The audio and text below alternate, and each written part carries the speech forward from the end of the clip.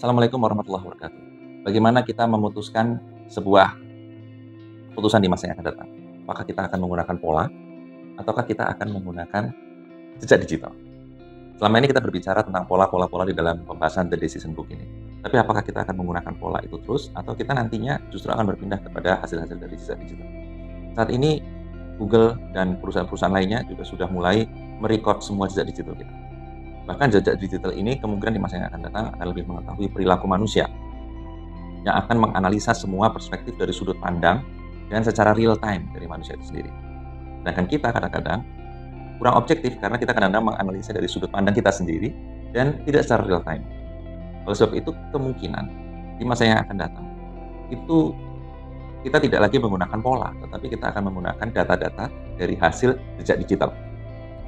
Karena jejak digital ini akan lebih mengetahui perilaku manusia daripada seorang analis, baik itu pakar sosial, kemudian psikologi konsumen, kemudian orang-orang marketing. Nah, karena apa? Pakar itu sumbernya dari teori sosial dan model ilmiah. Sedangkan jejak digital, itu mereka menganalisa dari semua perspektif, positif dan negatif dia analisa.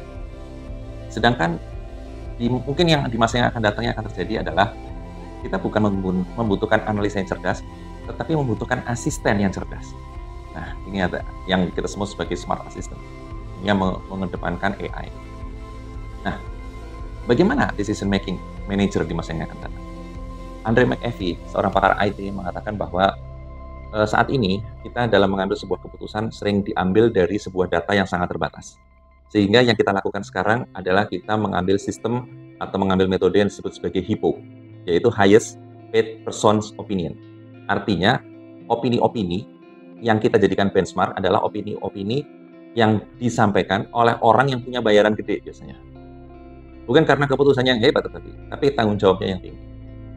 Nah, nantinya, ke depannya, ketika data-data itu sudah semakin tidak terbatas karena sudah banyak jejak digital yang direkam oleh alat, maka metode HIPPO ini tentu tidak akan dilakukan lagi, karena HIPPO ini hanya dilakukan pada saat kita tidak memiliki data yang lengkap. Sehingga opini siapa yang harus kita ambil? Kita akan mengambil opini orang-orang yang punya bayaran gede, yang disebut sebagai highest paid person tadi. Tetapi ketika nanti kita sudah memiliki data yang banyak dari jejak digital, kemungkinan metode HIPPO ini tidak akan dipakai lagi. Lalu apa efeknya, teman-teman? Jadi gini, efeknya kita akan selalu atau kita terlalu membutuhkan mesin, dan daya analisa kita akan menjadi kurang. Sehingga manusia akan memiliki sifat yang kurang memiliki sifat perasaan.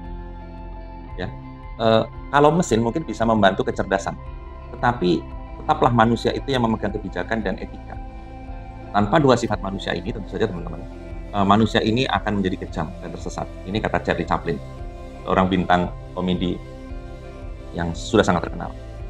Sehingga mari kita menyambut kemajuan, tapi tetap waspada bagaimana kita memanfaatkannya.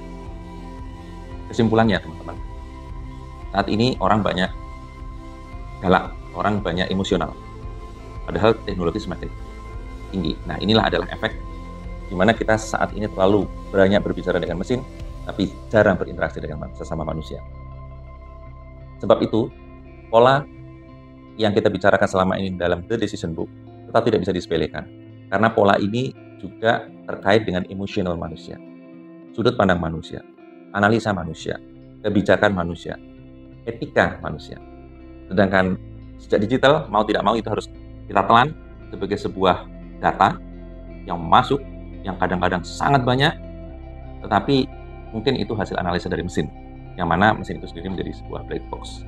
Bagaimana kita akan melihat grafik yang akan memposisikan di mana posisi kita sekarang, dan bagaimana posisi kita nanti dalam membuat keputusan, akan ada di grafiknya di akhir dari video ini. Mudah-mudahan tetap menjadi manusia yang punya kebijakan, yang punya etika, sehingga apapun keputusan dari jejak digital yang ada, tidak mentah-mentah kita pakai untuk membuat sebuah keputusan. Jazakallahu khairan katsiran. Assalamualaikum warahmatullahi wabarakatuh.